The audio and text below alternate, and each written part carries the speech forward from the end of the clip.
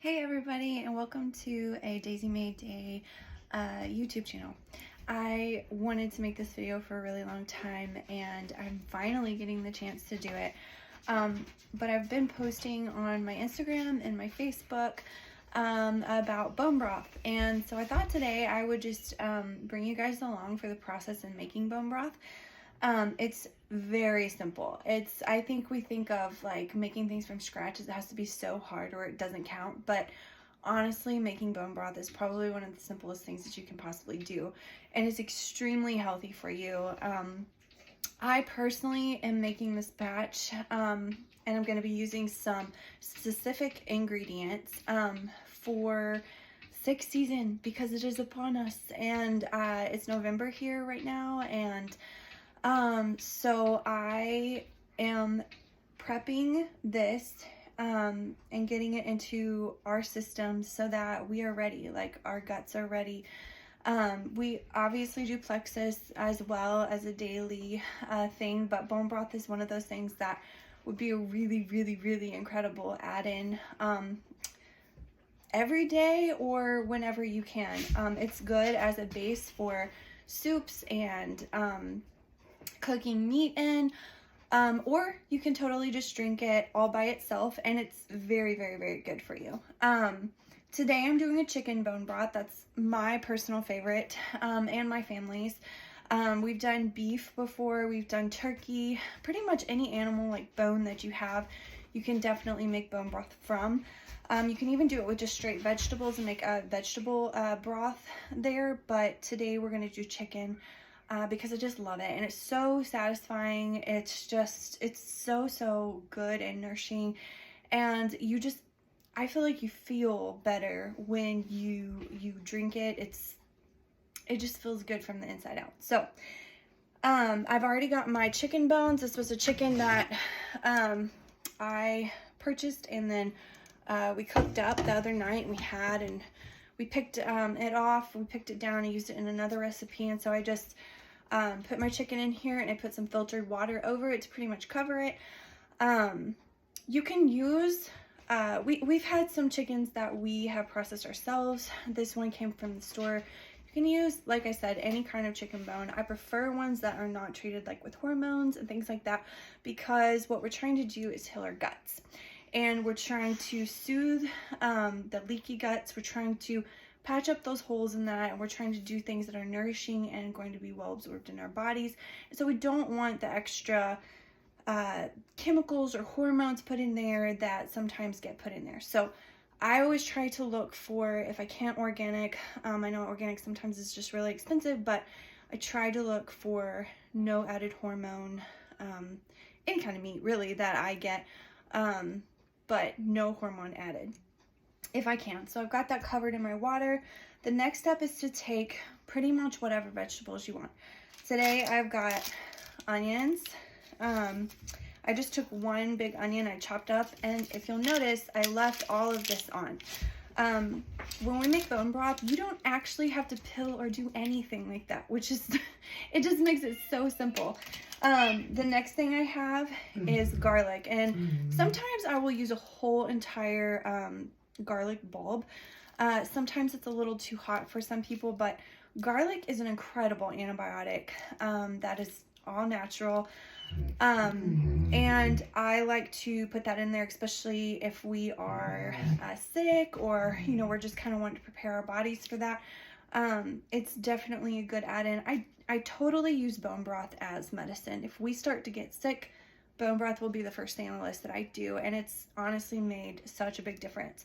So today I think I'm just going to use half of it, because sometimes, like I said, a whole bulb can get a little hot, but if you like that, then that's great. The only thing I would caution with garlic is it is a blood thinner. So if you have any issues where you need to maybe talk to your doctor about how much garlic they're okay with you using, that might be something to just keep in mind. So I've got an onion, I've got garlic. Onion is a really great drawing toxins out. You actually may experience some die-off symptoms drinking bone broth, if you can believe that, because what happens is your body has all these toxins in it, and your body is supposed to be able to get rid of the toxins by itself. But we have so many toxins around us all the time, and our bodies are basically in backed up mode, and we need to do something to help them further along. I'm sorry if you hear scratching, that's my cat, and he wants out right now. I've got kids outside playing, so they totally might come in. This is real life, and then we've got our animals in here. So anyway, but die-off symptoms are definitely something that can happen, and sometimes definitely do happen whenever we are drinking bone broth and adding those good things into our body. Our bodies are absorbing those nutrients and healing is happening. So if you're experiencing die-off symptoms, that's actually an incredible thing. So don't be alarmed, just know that that is a part of the process. The other thing I'm going to add in is organic oregano. I just got the Simple Truth kind, I think it was from Kroger. And the reason why I like to add oregano in is, again, natural antibiotic. It's building up those natural defenses for our bodies to be able to, you know, fight back. If we are not arming our bodies with the good things, then we can't expect our bodies to be able to fight like they are designed to fight. God designed us to be able to fight the things off that we need to be able to fight off.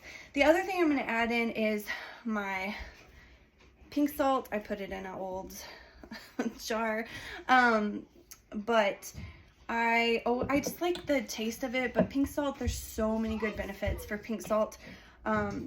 It's just a good mineral to add in, and it also helps you waste away extra water fluid buildup that otherwise you would have a hard time like getting rid of. So the other thing we're going to put in is we're going to put in a tablespoon of the apple cider vinegar, raw, unfiltered, organic. And the mother, see, that all looks really nasty right there, but if we shake that up, that's actually called the mother, and that is the super, super healthy stuff that you can put in there. So I'm going to go ahead and start putting these things in.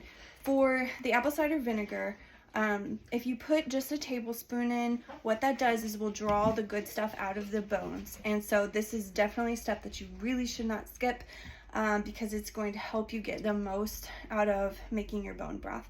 I know some people don't like the taste of apple cider vinegar. If you put about a tablespoon in though, you really don't have that issue.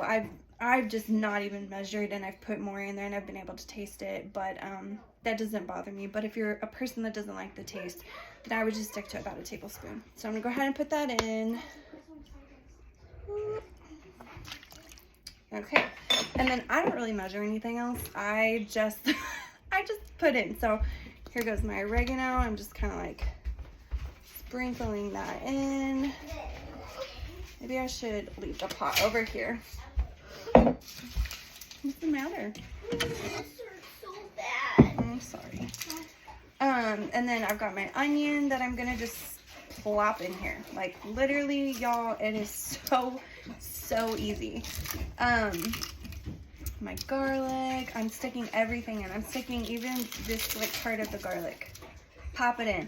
If you have any other veggie scraps that you want to use, or if you want to add carrots, or you want to add whatever you want to add, is fine. A lot of times this is what I'll do to just stick with making the base of things, and then if I want to make a soup on top of that, then a lot of times I will you know, just add those things in the next time around whenever I'm making a soup or whatever it is. But this is usually my go-to recipe for bone broth.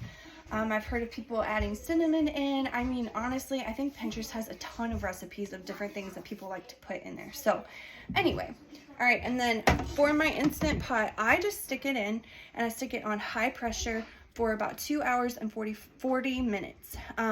And that's it. And once that gets out, I drain it, I strain it out, and I usually give all the scraps and the bones and stuff back to my chickens. It's really great nutrients for them. Egg boosting as well. And then, and we also have pigs right now too, so they will totally be fine with all of that too. If you do not have an Instant Pot, it's completely fine. You can use a Dutch oven, you can use a crock pot. The thing with those is that they are not fast cooking, so you will actually be cooking them for, it's on low heat for about 16 to 24 hours. So Anyway, I hope this was helpful. I'm sorry for all the background noise and all of that, but I've been really wanting to get this video out to you guys, and I hope that this kind of just helps you guys get a glimpse of it's really not hard to do something that's so healthy for you. It's honestly really not that expensive either, and if in a perfect world, if I could make it every week and have some on hand every week, that is really ideal. That away, but of course sometimes life just happens and you don't get to it. But ideally, making a batch a week and then eating off of that or cooking in that throughout the week is definitely the way to go. So thank you all.